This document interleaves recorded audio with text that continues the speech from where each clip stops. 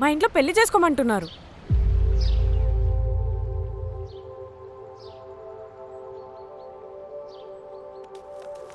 మా ఇంట్లో జాబ్ చేయమంటున్నారు.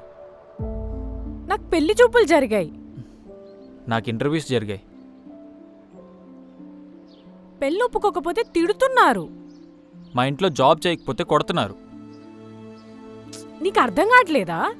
నాకు అర్థమైంది. నువ్వు పెళ్లి చేసుకో. ఎవరిని?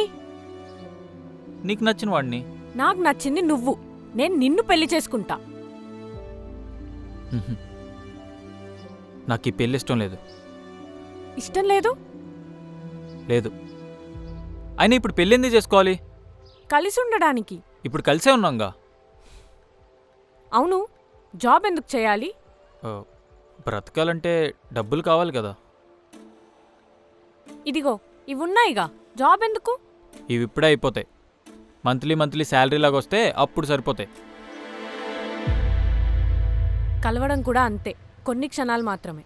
అదే పెళ్ళైతే ప్రతి క్షణం కలిసి ఉండొచ్చు. కలవడానికి కలిసి ఉండడానికి చాలా తేడా ఉంది.